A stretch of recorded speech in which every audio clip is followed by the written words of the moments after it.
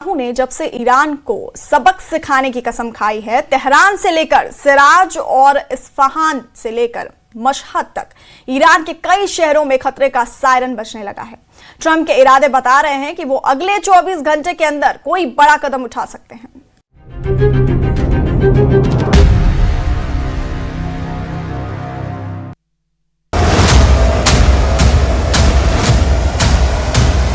Lebanon में Israel के इस धमाके ने नेतन्याहू के इरादे साफ कर दिए।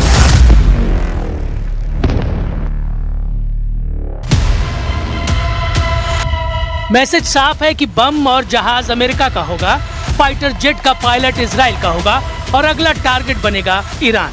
अमेरिका और इजराइल ईरान के खिलाफ ज्वाइंट ऑपरेशन करेंगे। इसका इशारा डोनाल्ड ट्रंप की तरफ से किया गया है।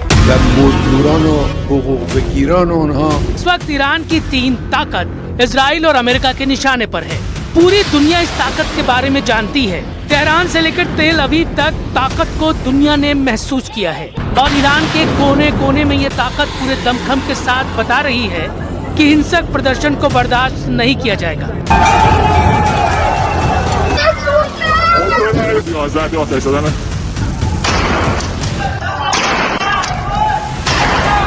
यानी प्रदर्शनकारियों की आड़ लेकर इजराइल और अमेरिका जो करना चाहते हैं वो मंसूबे कामयाब नहीं होने दिए जाएंगे। ईरान की लीडरशिप इस वक्त ट्रंप और नेतन्याहू के टारगेट पर है। दूसरे नंबर पर ईरान का परमाणु कार्यक्रम है, जिसे मिटाने की कसम ट्रंप और नेतन्याहू दोनों ने खाई है। और तीसरे नंबर पर है ईरान की मिसाइल पावर, जो नेतन्याहू को बहुत ज्यादा परेशान कर रही है और इसका तनाव अब ट्रंप को सताने लगा है। If they will continue with the missiles, yes. The nuclear, fast. Okay? One will be yes, absolutely. The other will do it immediately. Donald Trump ने ईरान पर हमले का बड़ा सिग्नल दे दिया है। 2026 में ट्रंप का ईरान को खत्म करने वाला ऑपरेशन कितनी जल्दी शुरू होगा, ये इस वक्त दुनिया का सबसे बड़ा सवाल बन चुका है। ट्रंप ने दिखाई मीगा कैप। मीगा यानी make Iran great again.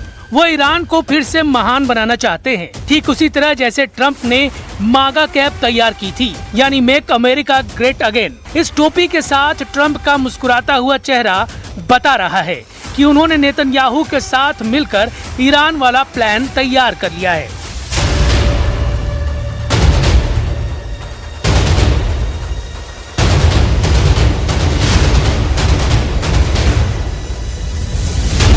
Israel के फाइटर जेट्स को फिर से तैयार किया जा रहा है। बम लोड कर दिए गए हैं। ये अमेरिका से मिला F-15 फाइटर जेट है और इसमें लगी मिसाइल और बम भी मेड इन अमेरिका है। इजराइल से ऐसे वीडियो जारी होने का मतलब साफ है कि नेतन्याहू कुछ बड़ा करना चाहते हैं। Well, I'll tell you about action because I was presented a few days ago, actually 2 weeks ago, with the prospect that they're having field exercises in which they're practicing launching ballistic missiles at Israel.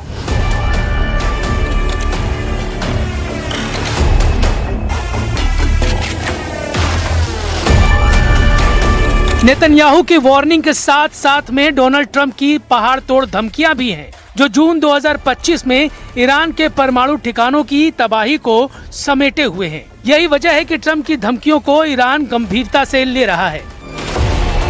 सवाल है कि क्या अगले 24 घंटे में Iran पर सबसे बड़ा हमला होगा या फिर 2026 में जनवरी के महीने में ईरान में कुछ बड़ा होने वाला है, जिसकी तैयारी खुफिया तरीके से की गई है और इसे ही ट्रंप का जनवरी जैकपॉट कहा जा रहा है।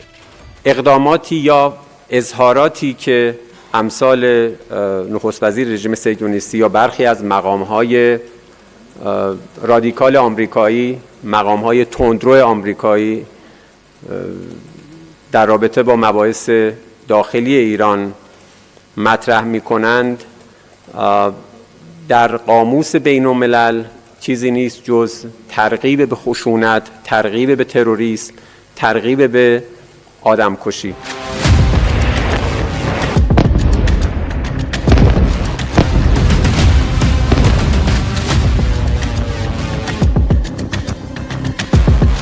ईरान ने वेनेजुएला को लेकर भी अमेरिका पर हमला बोला है। ईरान कह रहा है कि निकोलस मादुरो को डोनाल्ड ट्रंप ने अगवा किया है और अपनी ताकत के बल पर दुनिया के कानून को रौंद कर ट्रंप अब हर देश से युद्ध लड़ना चाहते हैं।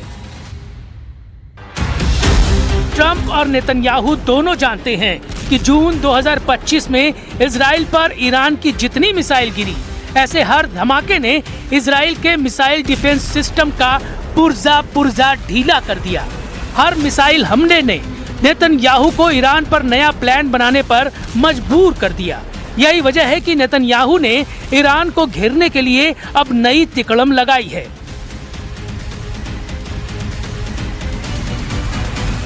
एक तरफ नेतन्याहू ने कमान संभाली, जिसमें अमेरिका से भी पूरी मदद थी, तो दूसरी तरफ ईरान के सर्वोच्च नेता अली खमैनी ने मोर्चा संभाला और तमाम मिलिट्री लीडरशिप खत्म होने के बाद फौरन सेना की कमान नए कमांडरों के हाथों में दी और 12 दिनों तक ईरान ने बता दिया कि इजराइल की शुरुआती स्ट्राइक के बाद भी उसकी मिसाइल पावर बरकरार है। نیروهای مسلح و صنایع نظامی ما آماده داشتن، استفاده کردن، به کار بردن، بازم دارن، لازم باشه در وقت دیگر هم ازش استفاده میکنن। ईरान के तेवर बता रहे हैं कि उसकी मिसाइल फिर तैयार है और ईरान पर फिर से हमला हुआ तो तेल अवीव और हाइफा बुरी तरह दहलेगा। ये वार्निंग ईरान से लगातार आ रही है। ईरान के बड़े बड़े जनरल लगातार इजराइल को वार्निंग दे रहे हैं। ईरान बार बार बता रहा है कि उसकी मिसाइल पावर इजराइल और अमेरिकी अड्डों पर हमले के लिए तैयार है। ये वार्निंग ईरान लगातार दे रहा है। ईरान जून में हुए युद्ध की बार बार याद दिला रहा है। ईरान के सर्वोच्च नेता अली खमैनी के जनरल दावा कर रहे हैं कि इस बार युद्ध हुआ तो नई तरह की मिसाइल से हमला होगा।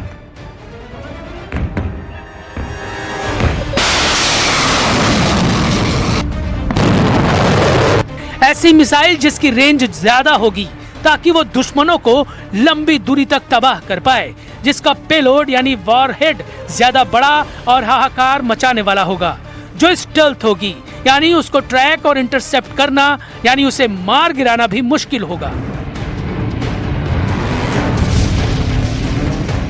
इजराइल के प्रधानमंत्री नेतन्याहू भी जानते हैं कि इस वक्त खमैनी का इरादा क्या है और अगर ईरान पर हमला किया गया तो काउंटर अटैक किस लेवल का होगा। इसलिए इजराइल में ईरान की मिसाइल पावर को लेकर सायरन बजना शुरू हो गया है।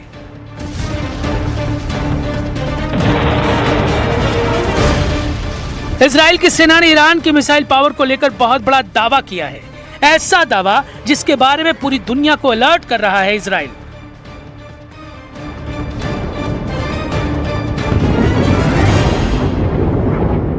इजरायली सेना के एक बड़े कमांडर ने इजरायली संसद को बताया है कि ईरान ने जून में हुए युद्ध के बाद अपनी बैलिस्टिक मिसाइल का प्रोडक्शन बढ़ाना शुरू कर दिया है। उसकी मिसाइल ज्यादा रेंज की भी है, बड़े वॉरहेड से भी लैस है और उसको रोकना पहले जैसा आसान नहीं होगा। इजरायली सेना ने कहा है कि इस बात को नेतन्याहू सरकार बहुत गंभीरता से ले। Look, we don't seek escalation. I hope they don't. But if they do, all bets are off.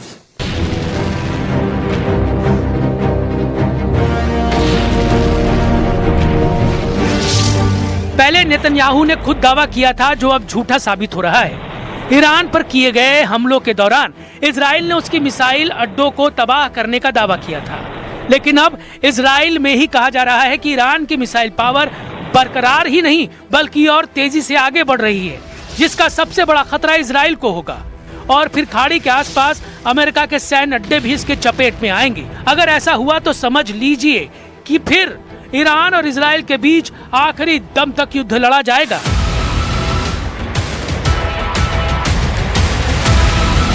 9/11 का आतंकवादी हमला याद कीजिए।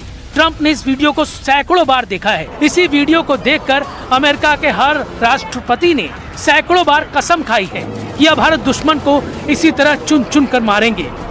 9/11 के हमले के बाद इन 25 सालों में अमेरिका ने 6 टारगेट चुने। शुरुआती टारगेट जॉर्ज डब्ल्यू बुश के कार्यकाल में खत्म किए गए। फिर बराक ओबामा आए, उस दौर में भी जंग जारी रही। बाइडेन के राष्ट्रपति रहते हुए भी युद्ध होते रहे और अब डोनाल्ड ट्रंप के कार्यकाल में अमेरिका के अंकल सैम का सबसे खतरनाक रूप देखने को मिल रहा है। जॉर्ज डब्ल्यू बुश के कार्यकाल में पहला नंबर आया इराक का, जहां से सद्दाम हुसैन का तख्ता पलट किया गया, फिर उन्हें फांसी दी गई। इसके बाद बराक ओबामा राष्ट्रपति बने। फिर दूसरा नंबर आया लीबिया का, जहां मुअम्मर गद्दाफी का तख्ता पलट किया गया। इस दौरान अराजक हुए लीबिया में गद्दाफी की हत्या भी कर दी गई। ट्रंप के राष्ट्रपति बनते ही अमेरिका की फोर्स सुपर एक्टिव हो गई। तीसरे नंबर पर लेबनान यानी हिजबुल्लाह की लीडरशिप को खत्म कर दिया गया और फिर चौथे नंबर पर गाजा यानी हमास को पूरी तरह से खत्म कर दिया गया। हिजबुल्लाह और हमास दोनों इजराइल के दुश्मन रहे हैं। पांचवा नंबर आया सीरिया का, जहां अमेरिका और इजराइल की मदद से जुलानी ने बशर अल असद का तख्ता पलट किया।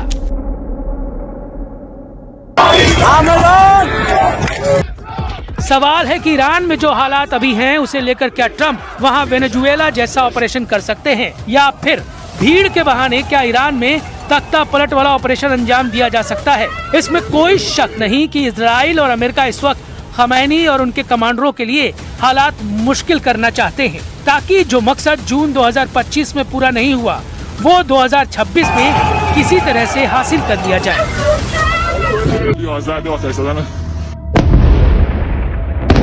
और वक्त हो गया है बहुत छोटे से ब्रेक का, बने रहिए हमारे साथ।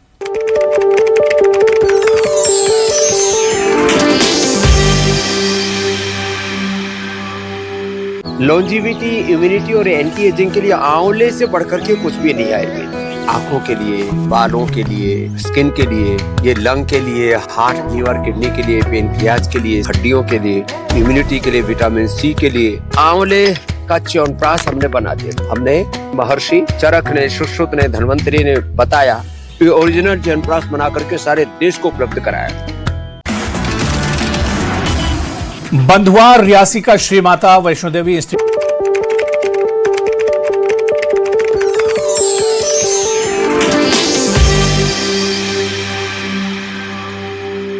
ब्रेक के बाद स्वागत है आपका। बुलेटिन में आगे बढ़ेंगे। पुतिन के करीबी और रूस के पूर्व राष्ट्रपति दिमित्री मेदवेदेव ने यूरोप में वेनेजुएला की तरह किडनैपिंग की धमकी दी है।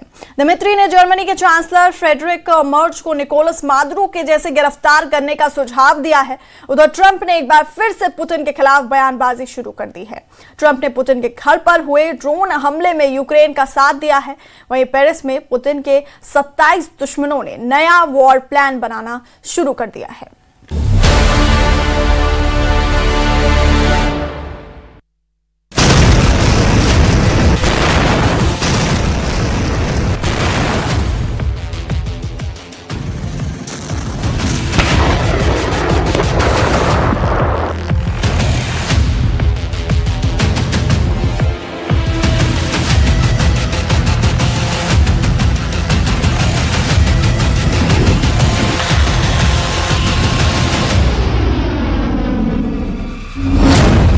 पुतिन को यूक्रेन चाहिए,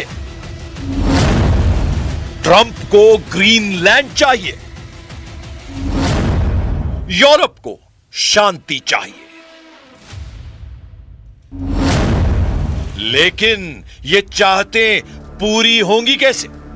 क्योंकि पुतिन को यूक्रेन से युद्ध जीतने से यूरोपीय देश रोक रहे हैं। ट्रंप को ग्रीनलैंड लेने से रूस और चीन रोक रहे हैं। ऐसे में यूरोपीय देशों की सुरक्षा अब सबसे ज्यादा खतरे में पड़ गई है। पुतिन के प्रचंड प्रहार से यूरोप में फिर से हाहाकार मच गया है। कीव, खार्किव और डॉनबास को रूस बारूद से पाट रहा है। नॉन स्टॉप हमले हो रहे हैं, क्योंकि रूस को जिस मौके की तलाश थी वो मिल गया है। इसलिए पुतिन ने टॉप गियर लगा दिया है। कीव पर रूस बारूद की बौछार को ज्यादा धार दे चुका है।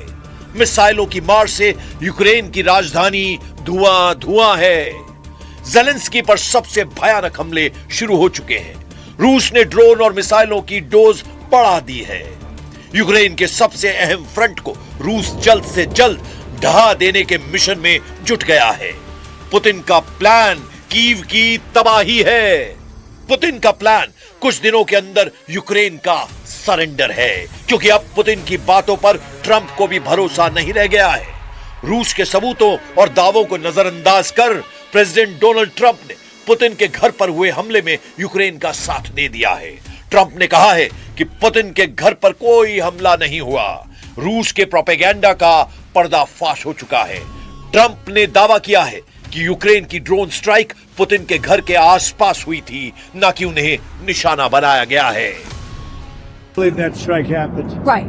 So Putin had said in that phone call to you that that strike happened. You came out and said that, and you believed Putin. There was some criticism. There is something that happened fairly nearby, but had nothing to do with this. Why did you believe Putin in that moment and then go say that? जिस दिन Putin के घर के करीब drone बम फटा, उसी दिन Trump Putin की 2.5 घंटे तक फोन कॉल पर बात हुई। पुतिन ने ट्रंप को अपने घर पर हमले की बात बताई। तब ट्रंप ने पुतिन की हां में हां मिलाया। मगर अब ट्रंप का यू टर्न रूस को रास नहीं आ रहा है। अचानक ट्रंप के सुर क्यों बदल गए हैं? क्यों ट्रंप ज़ेलेंस्की की तरफ झुकाव रखने लगे हैं? क्या ट्रंप अपने बनाए शांति समझौते से पलट भी सकते हैं? रूस ये मानकर आगे बढ़ रहा है कि अमेरिका फिर उसे दगा देगा, क्योंकि जिस तरह यूक्रेन ने रूस पर जवाबी हमले शुरू कर दिए हैं, उससे युद्ध खत्म होने की कोशिशों को झटका लगा है। यूक्रेन ने रूस के पेंजा और लिपेत्स्क इलाके में इंडस्ट्रियल साइट्स पर भयानक हमला किया है। यूक्रेन ने 120 ड्रोन से रूस के एनर्जी सेंटर दहला दिए हैं। यूक्रेन की ड्रोन स्ट्राइक ने पेंजा में रूस का कार्गो ट्रांसपोर्ट हब जला डाला है। लिपेत्स्क में यूक्रेन के ड्रोन हमले से तेल डिपो जलकर राख हो गया है। प्रेसिडेंट ज़ेलेंस्की ने जानकारी दी है कि दिसंबर 2025 में रूस के 35,000 सैनिकों को युद्ध में ढेर कर दिया गया है। ज़ेलेंस्की दावा कर रहे हैं कि आगे रूस की सेना को बहुत बड़ी कीमत चुकानी होगी। ज़ेलेंस्की के मुताबिक हर महीने रूस के सैनिकों की मौत का आंकड़ा बढ़ता जा रहा है। 2026 की शुरुआत में यूक्रेन रूस पर भारी पड़ रहा है। Конкретні речі вже зроблені. Очевидно, працюють ефективно.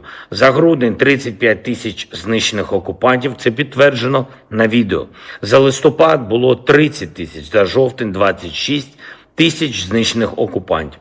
Зростання цих показників – це наслідок правильних рішень. Саме таких рішень. यूक्रेन हथियारों को बदल रहा है। यूक्रेन अपने सैन्य कमांडरों में तब्दीली